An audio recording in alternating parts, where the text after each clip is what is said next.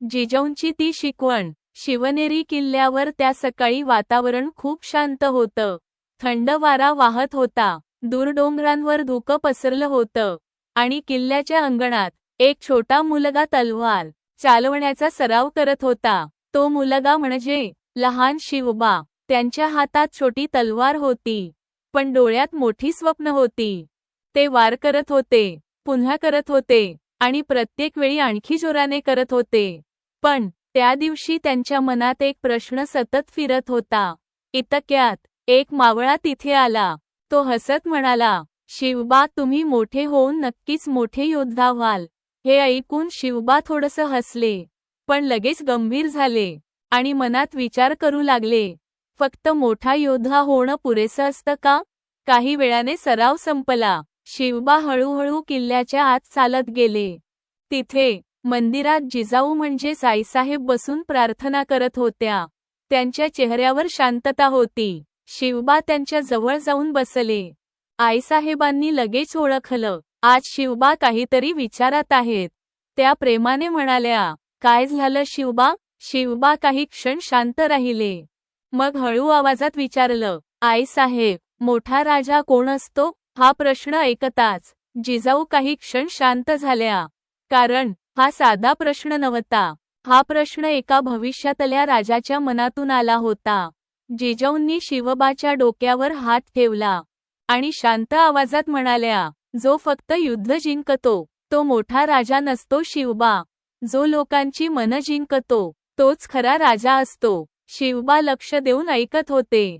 जिजाऊ पुढे म्हणाल्या, तलवार चालवणं सोपं असतं, पण न्यायाने राज्य करणं खूप कठीण असतं.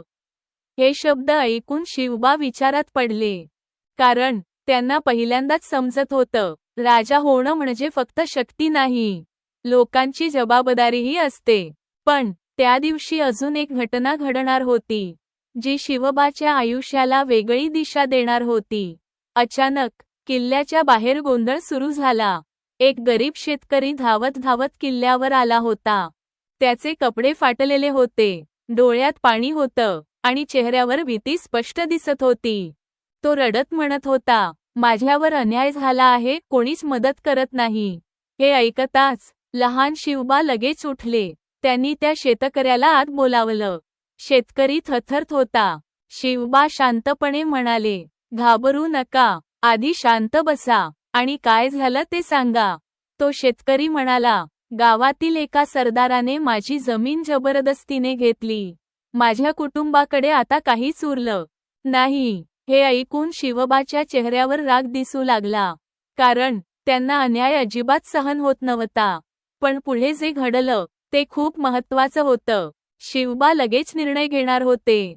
तेवढ्यात जिजाऊ तिथे आल्या. त्यांनी शिवबाकडे पाहिलं आणि शांतपणे म्हणाल्या, राजा रागाने नाही तर न्यायाने निर्णय घेतो. हे ऐकताच शिवबा शांत झाले.